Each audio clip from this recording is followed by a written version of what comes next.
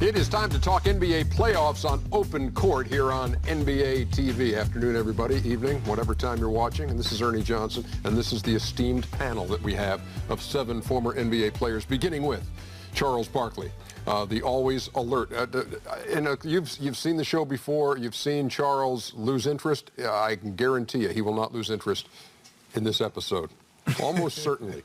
Sitting next to him is Reggie Miller, who was always dialed in. Chris Webber next to him, recently turned 40. And Brent Barry sitting in for Kenny Smith. And I'm the black Kenny Smith. You are the... the black. No? Is that bad? No. That's pretty funny. That's pretty funny. We got racial humor. I saw that episode. Okay. Here's Steve Smith to my left. Always good to see Smitty. And Shaquille O'Neal. And rounding out the panel is Steve Kerr. So let's talk about playoffs. This is the time of year that we just gear ourselves to doing what we do, but as players too. This was the goal, Chris Webber, from the first day of training camp, is to be one of those 16 teams still playing at this time. It's the goal every year in the NBA, and to have the legitimate hope or the false hope that you can win a championship. And it's nothing like the playoffs. I think last year, Steve Kerr was talking about, some of our best memories are the best dunks and the best things that happen in those pressure moments. And as a kid, you go outside saying Bird Magic, Jordan Magic, and all that with playoffs in mind. So it's nothing like the playoffs. When you think of playoff moments, and again, it could be specific games, it could be specific possessions, Reggie, but what screams NBA playoffs to you? Intensity. In all my travels, people come up now that I'm retired and say, do you miss the game? It's not so much you miss the game, because I don't miss the regular season, the travel, airports, buses. What I miss is playoff basketball, the intensity, every time you've got to study for your opponent, you get a chance to hone in and lock in certain, races and rivalries. There's nothing like preparing for a playoff series. And when you do get to that point, Shaq, and you do know finally, okay, this is the team we're getting, and there is a specific matchup in there that said, well, it's going to be tough. Or who for you was the toughest playoff matchup? We had a lot. And I actually played against two of my toughest opponents sitting here. All of us were always on good teams, but in the back of my mind, we knew deep down that there were teams that had a little bit more talent, teams that were tougher, and teams that were better. For us, first 4 years me and Kobe got together, we failed miserably. We got swept San Antonio twice, by Utah twice. Once we got failed and became a good team, there was 2 teams that we feared. That was the Sacramento Kings. Whoa, let it go. No, I'm bringing it back. And the Portland Jail Blazers. You got to stand on Steve. Those teams were very, very talented, and they had all the pieces from 1 through 5. And when C-Webb went to that Sacramento team, he just turned the whole franchise around. He gave them swag, and the guys that really couldn't play, him and Jason Williams gave them the belief that they could play, and they actually went out and performed every night. And against those 2 teams, we had to do everything right. I always tell people that, because those teams were great, I really had to raise my game. You were really worried about Corliss Williamson? No, it wasn't. You were really worried about Corliss Williamson? No. Come on now, No, man. but no, it wasn't my man I was worried about. It was the other guys I was worried about. Like, who's going to guard C-Webb? Who's going to guard Jason Williams? Who's going to guard Steve Smith with the move that he stole from me? Who's going to guard, Rasheed Wallace? A lot of stuff that you're going to have to respond to early on here, Smitty. Man, alive. Who's going to guard, Rasheed Wallace picking and popping and, shooting? So, we always had to play damn near perfect to beat these guys. And luckily, we did that. I mean, those are my, best moments playing against Sacramento and playing against Portland. I mean, that right there was like playoff basketball. It was intense. The way the game is played now, I'm gonna go on the record and say it was soft. When we all played, it was a little bit hard, but before us, that was really playoff basketball. I think y'all all hit it, the intensity. I think, all of us playing in the playoffs, say Reggie Miller, I knew everything Reggie was gonna do, but that's what made Reggie a great player. That's what I kind of measured teams and players by playoffs, because I knew what Reggie was going to do, and he still did it. There's some guys, you can face some guys throughout the year, and you hear once a month, when you got to face the guy 7 games and you know every play, you know what he likes to do, and you still can't stop it. And then on the other end, you got to figure out how to go at him. That's when you know you've arrived or you're not there, because I know everything you do, Ernie. I've been studying. I know every play. I know every call. Right. And it comes down then to a battle of wills, does it not? I mean, both sides. Yeah. And then playing against the Lakers, Yeah. where they always cheated. Yeah. Well, When you fouled me, say you fouled me. Yo, See what you got anything to add? Anything, Doesn't Chris? matter. Yo, down 7 points. I heard a rumor one time about some cheating, and Listen, I guess it never happened. It's not a rumor. Steve Smith goes right to the rack, lost the ball. He goes to the floor. There's no foul. How is that not a foul? Hey, y'all was down 7 points. I fouled you, so what? Okay, I fouled you. You finally admitted it. I fouled you. All right, thanks. But not that year. David Stern, did you hear that? He fouled me. Not that year. The year before I fouled you. That play that you're talking about, I didn't even touch it. Speaking of the playoffs, I was so mad at y'all when y'all lost to Shaq and them after coming back, because we knew we had y'all. Well, that's what we felt. It's the Western Conference Finals. Yeah. Well, I mean, we were going to the finals to play Reggie and them. no, but still, if y'all would have beat them that year, Right. they were going to break up Shaq and them everything. It was over. Yeah, no, it was. It was. If y'all would have did that, we knew that Y'all wasn't next beating year. us though, Will. You had a big lead going to the fourth would've got quarter of you. that I game, don't didn't you, know, Smith? Yes, 15. And then Smitty started talking, then the I've Davis always boys started talked. I've talking. always talked. Rashid started talking. Up 10, down 10. I've always started Woke talking. us up. I will say this, Smitty. How could y'all leave Brian Shaw those 2 times back-to-back? That's Brian, where, I mean- that's where, I played with Brian. Because y'all were playing to face us. I was at home, and I got out my Steve Smith. I was like, oh, okay, it's Scottie Pippen, Steve Right. Smith. That's who I'm going to be going against. Oh, so you counted us out? Yes, everyone did. Everybody did. Everyone did. No way. But it was at that point, It's a Reg, you're right. 15-point game in the So fourth what? quarter of Game It 7. was, What we you had freaking do, Ernie? to double him, right? So I said come off Glenn Rice, and everybody thought I was a fool, because I figured if you come off Glenn Rice, he's gonna make or miss the shot. But if you run Glenn off the 3, you have a better chance. Brian Shaw is gonna make the next play. Our coaching staff wanted to come off Brian Shaw, and here we go. I'm at home. Do you want to sitting there. name the members of the coaching staff? Starting with the video guys. Gotta go back to the records. And, But Ernie, you know what? Speaking of coaches, we talked about this on an earlier show. We were down 15, and Phil, a lot of coaches, they He was panicked. nervous. No, he wasn't nervous. No way. panicked. He did not panic. He panicked. He didn't panic. A lot of coaches in that situation, you can see the panic in their eyes. You can hear the panic in their voice. He came in and said, okay, guys, we had a great season. Maybe we're not ready for this team. I'll see you guys next year. And then he just went back out. And then we started looking at each other like, what? Oh, you can't? No, hell no. Bryant to Shaq. Because I admit, I thought that, it was probably over too, but then. So is it okay that we thought that too then? You were like, you counted us out? Even you thought that. I said just we. said it. I said we as a team, not me. I apologize. Chuckster, what's the series you'll never forget that you played in? Is it the finals? Yeah, that was a tough series. But I think the 2 7-game losses to the Rockets were probably the one to stick with me the most. The Bulls, they won 6 championships, so they probably had a better team. But to lose Game 7 to the Rockets twice the 2 years they won in the conference finals, to lose 2 tough Game 7s, those are very difficult to get over, to be honest with you. But, you talk about the playoffs. When the playoffs start, there's so much energy and intensity going on, but it just ramps up every round you go. But the thing that makes that energy so high and your adrenaline, when you lose, it's like a death in the family. Now, the finals is a whole different animal. You never get over losing the finals. You never get over that. But when you play basketball every day since October, when you lose, let's say, the second round of the playoffs, you're kind of like, wow, what do I do tomorrow?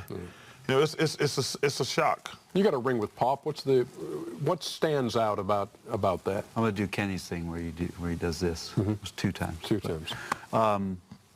Well, the one thing, like Shaq was just saying, there's just never a nervousness about it, because he has an understanding of what makes everybody go. And when we're not on the same page. He knows exactly kind of what paragraph to pick out so that we're back there pretty quick. And he does play the same psychological games, I think, that Phil would play, like Shaq was mentioning, in order for you guys to find really what your center is. And that's about doing your job and just having accountability. And that starts from day one of training camp. The message just doesn't change all year long. It's a process until it's the end of the process. And then when that one's done, we'll worry about the next one. But it's always the same message every day that we're just trying to get better and play for one another. And if we do that, we'll give ourselves the best chance to win. If you don't mind, Ernie, I want to ask Shaq and Charles and Webb and Reggie, being star players and having the responsibility of your team, and you lose the season, do you feel like you carry around more than what, in my situation, as a role player? You know, a guy that if I got minutes, I wanted to go in and do my job to the best of my ability and come out and make sure that we made a positive impact. Did you carry more when you lost and it was the off season? You carry more because, us three guys are all great players. And, okay, LeBron, I'm not comparing myself to LeBron, but at some point, they'll say like, oh, they're great, but they didn't win the championship. That was what's going on with LeBron in Cleveland. You sit back. That's probably going to start happening to Kevin Durant from now on. Like every year he don't win a championship, like he's great, he's leading scorer, he's great, but he never won a championship. So they only said it's kind of a backhanded compliment, to be honest with you. But it's a tough, you just have to live with it. I mean, that's just a personal responsibility. I mean, no disrespect. They're never going to say, oh, Brent didn't win the championship. But they're like, Charles didn't win it, Reggie didn't win it, C. Webb didn't win it, Elgin Baylor, Dan Marino. You know, like every guy who's a great player in your sport, it's like that one little thing up there. So it wears on you. With me, it wears because I wanted to win a championship. But when I hear stories about the great coaches that you guys had, and I had some awesome coaches, but when I hear about stories about how coaches handle things, or I always say this, the best teams have the best role players. Role players relish their job like a championship. And so I just always wanted everyone to take it as serious as I was. That was my only gripe. Like, we're sitting here in film session, I don't know why you laughing. You haven't made a jump shot in the last 10 games and you won't pay attention. You know, so I was like, we all need to take this as serious. Just because you go home and it won't be the same, like Chuck said, is true. But I wanted everybody to have that passion. And I don't know if it's true, but it seemed like on championship teams that, you know, you knew your job was just as important as Jordan, even if it was different responsibilities. But, you know, I just wanted everybody to realize that we're all important. If we're not a good team, we won't win regardless of what's going on. I carried all the pressure because deep down in my mind, if we didn't win, I knew one way or another it was going to be blamed on me, probably from the free throw line. So when we didn't win, I always took it really hard and I always said to myself, I gotta do whatever it takes to get to the next level. That's why, like, I just wanted to dominate the games in other areas. So in case I wasn't on at the free throw line, sometimes it didn't matter. But if we didn't win, yes, I took it really hard. Well, I can only speak for myself, but personally, it's the greatest failure in my career because it's different when you're out front because you have 11 other guys in that locker room looking right back at you, counting on you.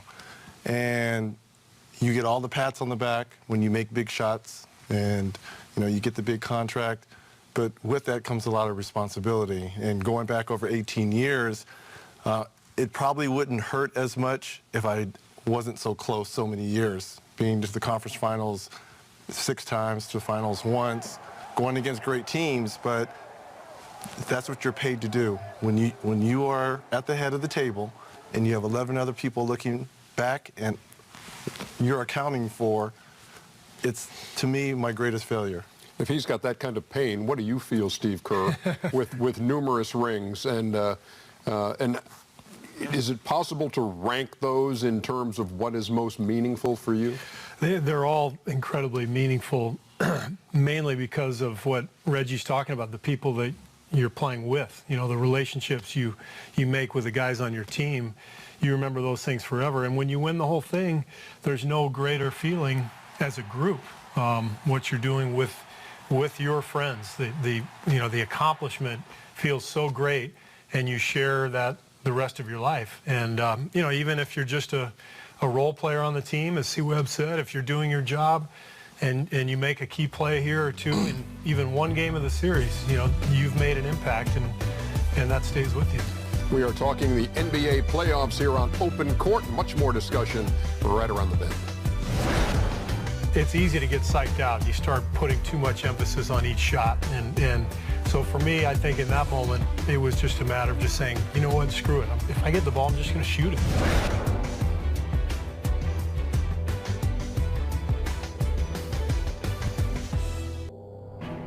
Greer's putting the ball on a play. He gets it out deep, and Havlicek steals it over the sand zone. Havlicek stole the ball. It's all over. Sampson. It goes. It's over. Pass comes into Jordan. Here's Michael at the foul line. A shot on Elo. Good! The Bulls win! They win! Here's Horning. The shot. Gets it to LeBron for three for the win. Yes! LeBron James at the buzzer! I don't know what game it was, I don't know what series, but the coach was talking to Michael. Michael wasn't paying attention, he was drinking. He looks up at Steve and says, you know they're gonna double me, I'm gonna kick it to you. And Steve says with confidence, don't worry, I'm gonna hit the jumper. He comes off, I'll be ready. One of my favorite moments from you is, you know, just how you played, the intensity you played with. At the buzzer, yeah! You know, you used to talk a lot of smack. It worked most of the time, but not against us. I don't remember a lot of your playoff moments. I figured you skipped me. Yeah, I don't no offense, I love you. You know, you're one of my favorite white guys ever played the game. Thank you. My favorite playoff moment from you, Reggie, everybody counted you out against New York, and the way you did that, and you came back, and I think you hit 3 threes in under 30 seconds. Miller for three, and he got it. Reggie Miller with a clutch tray, and it's 105-102. And a steal. Miller retreats to the three-point line and hits again. That was some of the best. I thought you were going to talk about the time we beat you in the playoffs. You beat us? Oh, yeah, you did beat us. In Orlando, yeah, you killed us. Yeah. My favorite playoff moment from you was playing the Spurs. And your coach called a play, and you told him, no, give me the ball, I'm going to do it. And you got the ball at the top of the key, and you already knew you was going to make the shot. You knew it. I love the confidence. I love what you did. You look up at the clock, and you waited. David Robinson disrespected you and back off, and you gave him a dribble, you gave him a stutter step, and you shot the jumper with confidence. All draws and won the game. Barkley, 20-footer, yes, with 1.8 seconds. Charles Barkley. You know what's interesting? You know, obviously, Reggie's moment is one of the greatest in NBA history. But you know what's funny about that? We had the second game that day. So I had to leave with like 30 seconds to go to get to the game. And so we go to the game, and everybody's like talking. I said, man, that was a tough loss for the Pacers today. They're like, dude, what are you talking about? I said, man, that was a hell of a game. The Pacers lost. They're like, dude, you didn't see the last 30 seconds? I said, I had to come to the game. I said, so I didn't have time then, so I went back and looked at that game, the tape of that game after our game, and I was like, that's one of them, that can't happen. That was so surreal. Yeah, Reggie scored like 17 points in 3 seconds. Yeah. It gets better every time you tell it. It's interesting because, you know, you're talking about playoff basketball and you talk about the intensity. You know, C. Webb can probably attest to this. Playing in a small market, the love that you receive from the fans, because it changes from round one, you get to the conference finals and/or finals. You know, you might have a sign or two from kids, you know, good luck. You go to the second round, there might be 10 signs. Time you get to the conference finals, they got banners hanging up. You're going down to the game. Everyone in your block and street has, you know, the flags, and they have banners out. And, you know, when you play in a small market, it's like you're playing for them. I mean, there's so much, everywhere you go, that's all they're talking about. 12 o'clock during the soaps, they're talking about your game. We're playing in Sacramento, our first year making the playoffs. We came to a game and Coach said the next day was like, people are going to be sleeping out here. And we're like, why? So we come back, people are sleeping out in tents, and Jay Will, we ordered a bunch of pizzas and sent it to him, but it was like a responsibility almost. You know, it's definitely a college atmosphere. They cheer for free throws, cheer for every bucket, but definitely playing for a small town city. You feel like, you know, the whole city's on your shoulders and you got to do them right. San Antonio's the same way, isn't it? Yeah, I was going to say the same about with those guys in Sacramento, because I go back and I'm kind of in the Bay Area every now and again to see my mom, and there's a lot of Chris's, Jason's, and Vlades wandering around town because of these guys in the playoffs. For sure.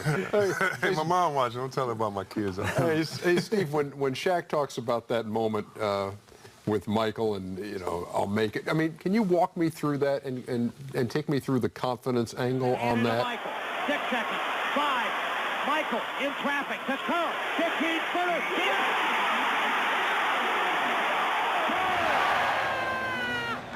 I probably appeared more confident than I actually was. That's half the battle, isn't it? It is. Yeah. You got to kind of have to talk your way into it. But no, I had a lot of moments in the playoffs where I was not clutch at all, where I got nervous, I missed shots that I should have made.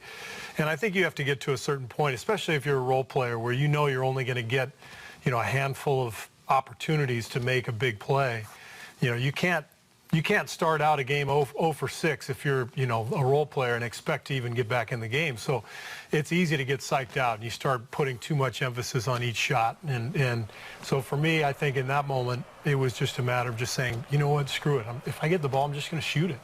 Whatever happens, happens. As far as the moment when we were in San Antonio playing against Dallas, I mean, you hadn't really played that whole series. You came in with such confidence. Where's that moment rank for you when you hit about? That was a great moment. That moment seemed like you were having a lot of fun. I had so much fun, yeah, because I was 37. I you know, probably should have retired 2 years before. I was hanging on for dear life, and I get, you know, I hardly played at all during the playoffs, and then I think Tony Parker had food poisoning or something, and it was just kind of the perfect situation. Again! Steve Kerr with another 3! Dallas was playing a zone. I got a couple open looks, and all of a sudden I'm feeling it, and it's like an out-of-body experience, you know. It's like, this isn't supposed to be happening at 37, and we were talking about small markets and how everybody responds. When we flew home that night, the entire street where I lived had gathered on my lawn, and they had TP'd my lawn, they had chalked the driveways, hung up Spurs banners all along Grandview, where Brent also lived later on, same street.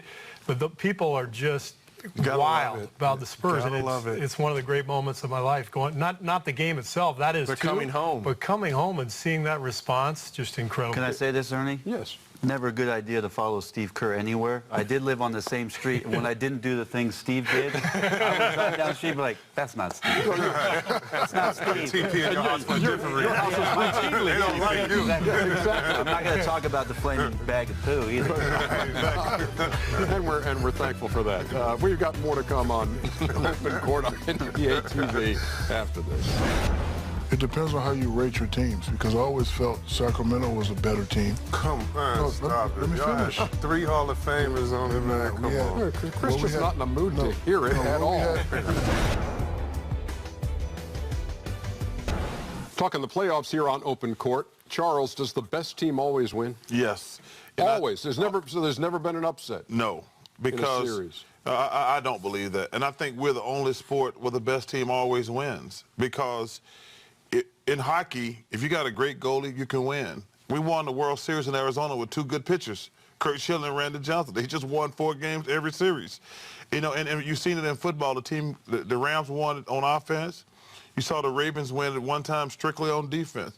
But to beat a team 4 out of 7, you might get lucky 1 game. You might get lucky 2 games. But you're not going to beat a team 4 times unless you're a better team. So when you couldn't get past Houston, they were a better team. They were a better team. It wasn't just because it was a bad matchup for y'all. Well, Ernie, we won 3 games, then they won 4 games. So it ain't no bad matchups. But you have to get a break. I mean, like, it's all. I mean, it might be a fluke play here or there, but all those other games, well, when it was 3-3, could have went either way. But I think we're the only sport where the best team always wins. Any disagreement on the panel here?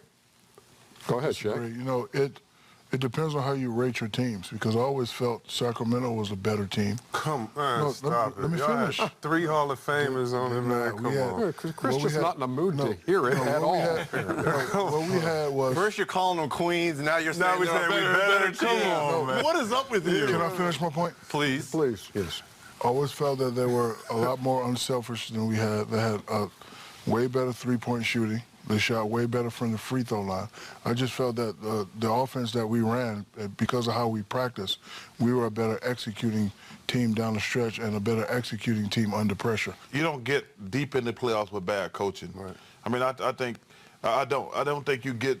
If you get to the conference finals or the finals, your coach is pretty good. That team he talks about won 3 championships. Mm-hmm. You know, so how many teams can say they're better than a 3-time champion? You know, it also depends on how you rate your team. You rate them by talent, you rate them by players, because we had, I mean, it was me and Kobe, and we had a lot of great others.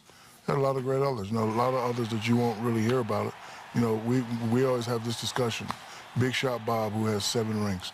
Will he make it to the Hall of Fame? Some people say yes, some people no. So we just had a lot of great others. Great role players, though, because you talk about Big Shot Bob. Yes. But you had Ron Harper, who had won championships with the Bulls. Rick Fox. I mean, you guys had Fisher.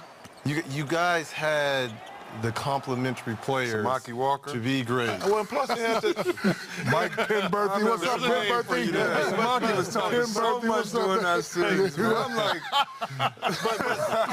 you know, he was so bad. You know, listen, you guys had arguably the 2 best players in the NBA. I mean, it's kind of crazy to say they were better than you. Chris was a great player, but I don't think he played with any other great player.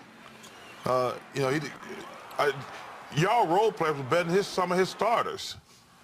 I mean, you take seriously. Cream always rises to the top, and it's the intangible things, because if Vlade doesn't tip the ball back, or whoever tips, and Ori hits the shot, the 3 that sends it to I mean, it's the little things in a 7-game series. Bryant putting a move on Christie. Rebound O'Neal. Coming up short. Ori for the win. Yes! If someone hits that out of bounds, you guys win that game, and you probably go on to win that series. But cream always rises. It just so happened the ball happened to go out to the 3. It just so happened to go to Big Shot, and he just so happened to hit the shot. There seemed to be an aura about that Sacramento team that it felt like all the rest of the league, I know I was jealous of it, but I think all the rest of the NBA at that time really wanted to be on the Kings, because the team had so much fun, to Shaq's point about being so unselfish, that everybody thought, like, even though you were a better team, let's face it, you won. But the fact is that everybody wanted to be like Sacramento and wanted to believe that if you played like that, you had one star like Chris Webber who played unselfish and surrounded with a bunch of really good, fun-loving guys, that you might have a shot to take down Goliath. And I feel like you guys were always, you had the country rooting for you, especially against the big bag Lakers. But I think people felt you were a better team in that regard. And we wanted to get it for the small market. I always rooted for Reggie. I always rooted, you know, for all you guys, but I always rooted for Karl Malone wanting to do. So it was that thing like, we're David, let's go get Goliath. And you won all those. But I do agree with you guys. The best team wins because, as you guys said, one little tip, you know, it all comes down to discipline. Who can remain disciplined for the longest? And, you know, but as you said earlier, it's the greatest failure.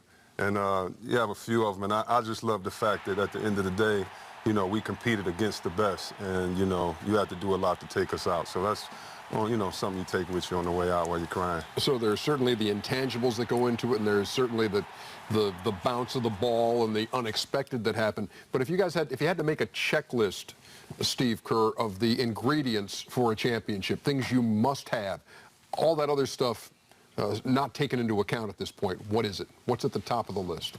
Well, for me, you must have either Michael Jordan or Tim Duncan. It's very good. That's the start. But you must have a great coach. And we've kind of touched on that in this conversation. You've got to have a coach who has a firm grasp on the team, because there are moments for every team that you go through where it's like, oh man, we're in trouble. And you have to have that leader as a coach to kind of guide you through there. You got to have health. You know, one injury can change everything.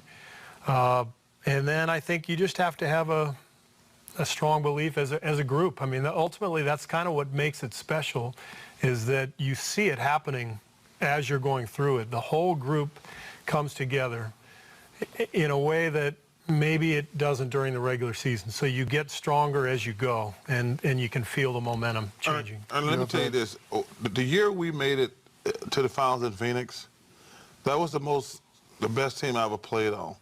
It was the most unselfish team I ever played. We had one goal. Let's win the championship. Let's win the championship. That was our only goal from day one. I knew after that first year I would never get back to the finals. Because the one thing, and I think all these guys know, we had guys start opening up restaurants. We had guys talking about wanting to get a new contract and bodyguards. Yeah, we had guys complaining about playing time. And I knew then, I says, the fabric of our team had changed. It became, instead of about us, it became about me. Like, I says, wait, we got 3 guys who weren't starters open up restaurants. Hey, because you know, if you don't, guys get caught up in this thing. I had guys sitting on the bench talking, well, I should be making as much money as Kevin Johnson and Dan Marley and Charles. Like, dude, you on the bench. You don't deserve to make as much money as a starter. Then, like I say, we had guys complaining about playing time. So psychologically, I never wanted to admit it. I said, so would that be like Cedric Ceballos and Frank Johnson? Call them out. Don't say guys. Call them out. And Dan Marley's. No, Dan Marley, first of all. Call them out. Dan Marley had a restaurant. Dan Marley had a restaurant, which was well-deserved. We had 2 guys on the bench who opened up restaurants. What guys? Who? I'm not throwing out the bus. What guys? Mark West? Who? Joe Klein. We had Joe Klein tonight after the game. Who? What guys? Man. Somebody sitting at home minding their own business. I'm not going to throw them on the bus. What guys are you talking about? Danny was on that team. Did Danny Nigel Miguel. No habla English. I think for me, our Portland team, sometimes you can have too much talent. I think we were trying not to step on each other's toes. We didn't have that go-to guy star because everybody averaged from 12 to 14 down to 10. And I thought that hurt us when you started to go to that timeout, who wants the basketball? We had 5 guys says, I want it, which Shaq, Kobe, Reggie, Charles, you knew where it was going. And we didn't play off one guy where we knew they were going to Shaq. We knew they were going to Kobe. Mm-hmm. We were trying to always find a hot hand. And then I thought patience from our ownership. After we lost to Shaq in that year, they wanted to break it up, which I didn't think they gave us enough time. But that was one of the unbelievable teams as far as top to bottom. We had everything covered as far as guys with skill sets. I think, Ernie, you need a battle-tested coach with a great resume. If he has a couple of championships, that's better. Better for the guys to relate to. You need a consistent 1-2 punch. And what I mean by consistent, I mean, you know, they have to put up whatever numbers they put up, they have to do that night in and night out. Even if they don't get along with each other, they still have to do what they do. And third of all, you have to have a lot of luck. Because I'll be the first to tell you, even though I have 4 rings, 3 of those rings were very, very lucky.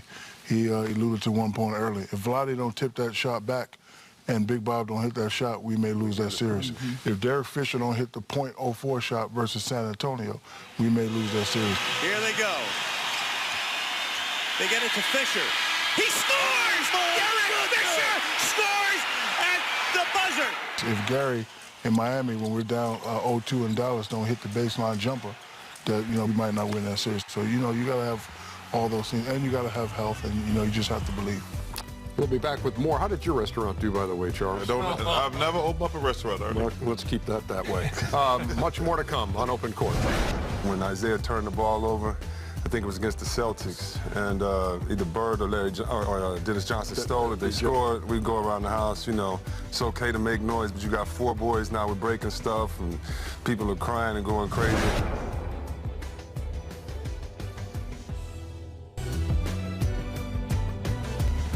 Back here on Open Court as we talk NBA playoffs, and if you get in the Wayback Machine here, what's the first memory you have of watching the playoffs in the NBA, Charles? The Boston Celtics against the Phoenix Suns the triple overtime game is my first recollection of a game. And Gar Heard shoot, they had to clear the people off the court. Curtis Perry wanting somebody to stand back. Won't start until it's touched. They'll have to throw it up. Gar Heard, turnaround, shot in the air. It's good. It's tied again. I don't believe it. That was the first time I was like, wow, this looked like it might be fun. I mean, but Gar Heard, right at the free throw line, shot the ball like up on the roof, and it came down, and they had to clear the crowd off the court. That's my first recollection. I mean, were you an NBA fan back then? Were you on top of the league? Did you have favorite players? Or No, because, Ernie, it was only one game a week. Yeah. And the playoff was normally the Celtics. Yeah, it was, it's always funny. Like, even the NFL, like, being from Alabama, you're going to get St. Louis. You're always going to get the Cowboys in football, the Giants, the St. Louis Rams. You're always going to get those teams. But in the NBA, it was always going to be Philly, Boston, L.A. That was the only three teams you were going to see. Because they always, obviously, they're trying to get ratings. That's the only game they're going to show every Sunday, one of those teams. Reggie, what do you recall?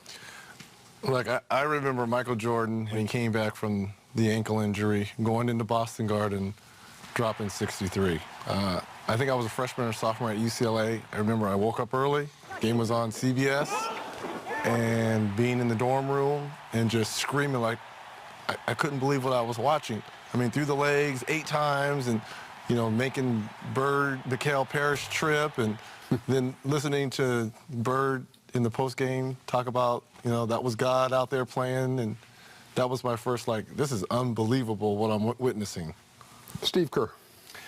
Lakers, Celtics, 1984, 7-game series. I was a Laker fan, and Lakers won the first game in Boston, and they had the second one won when I believe James Worthy tried to throw a cross-court pass. Gerald Henderson stole it, tied the series. Lakers won the third game by 40 points. And at this point, you're like, this series should be over, right? I mean, one turnover, otherwise it's 3-0. And the Celtics came back and won the series, and there was so much stuff going on. That was when the Lakers locker room was 120 degrees, and they were saying Red Auerbach turned the heat up, and supposedly the fire alarm went off at the Laker hotel, at 5 o'clock in the morning, and that was kind of my first real sort of love for the NBA, and that whole series, the storylines, the drama, and the incredible level of basketball. I think Magic playing center. When he jumped ball, that was when I was very young. The numbers he put up, being able to play center when Kareem couldn't play. And then I think being from Detroit, what Isaiah and Joe did, the Bad Boys, I mean, it made our entire city come together. The way they played the game, which was different, and Chuck Daly, the style of play. Those are my 2 moments that I'll never forget. How about it, Bones? Well, probably, obviously watching Lakers and Celtics through the 80s, but one of the moments that hit home was the Warriors, watching my home team, the Golden State Warriors, play in 1987 against the Los Angeles Lakers. A guy by the name of Eric Sleepy Floyd had one of the all-time greatest quarters in NBA playoff history, had 39 for the game, and as Reggie said, 29 points in the fourth quarter, 12 field goals. The Warriors won 129-121. The Lakers went on to win the championship that year. But the magic of the moment and listening to Greg Papa call that game and absolutely lose his marbles while this was happening was one of the most special basketball memories that I have as a kid growing up. See? A few memories. Being a Pistons fan, they all around the Pistons. Isaiah, when he hurt his ankle against the Lakers, he had 44 or something like that. I don't know the specific stats. And then I remember getting a whooping at the house because when Isaiah turned the ball over. And now there's a steal by Bird. Underneath the DJ, lays it in. Right up, 1 second left. What a play by Bird. Bird stole pass. Laid it up to DJ. DJ laid it up at him. And Boston has a 1-point lead with 1 second left. Oh my, this place is going crazy.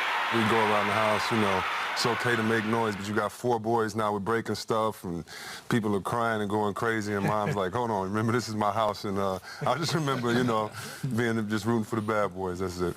Shaq, I think everybody else has weighed in. My favorite playoff moment is when something dramatic would happen to like one of our favorite players. Like, for example, when Michael Jordan caught the flu against Utah and everybody, oh, he didn't sleep, he didn't do that, what is he going to do? You know, we all thought at that point that Utah had a chance. And then he just went out, he had a credible game, and then Scotty was, you know, trying to help him to the bench and help him breathe. I just thought that, you know, he overcame having the flu, if he had the flu. He overcame having the flu, and he just no, I'm just saying, I'm just saying, he had the flu. You have your own theory on this? Before the game. No, I'm just saying, Oliver Stone here. He played an incredible game. That was a great game, the night he had the flu. Back with more on Open Court after this. Chuckster, you keep an eye on all sports around the globe. Who's the best athlete out there? I'm probably going to have to go with Steve Kerr, man. Steve Kerr. Wow. Thanks, Charles. Thank you.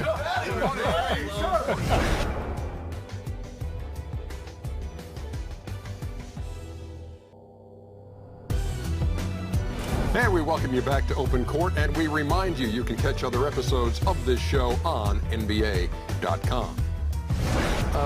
Lightning round is usually just a question we throw out there and see what kind of responses we get. Who's the best athlete in the world right now, Steve Kerr? LeBron James. And I think he's the greatest athlete in the history of the world.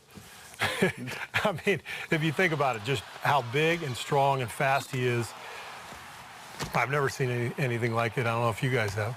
And this crosses any sports line. Who's the best athlete?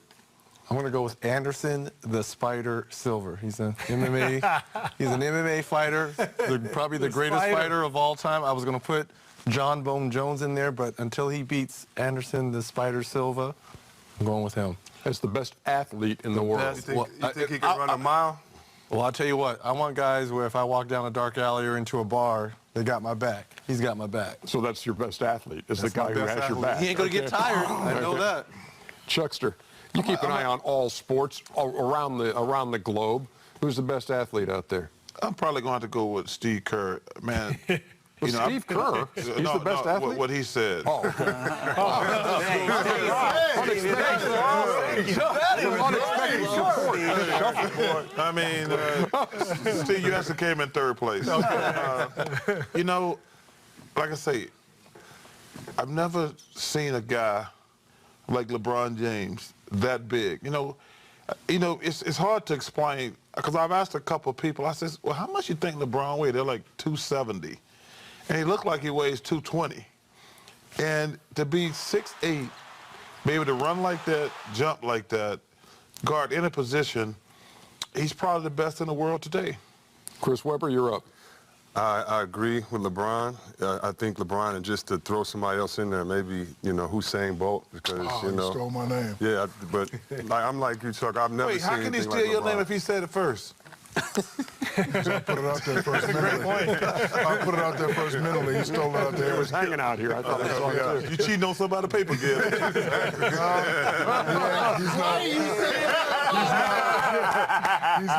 not. He was.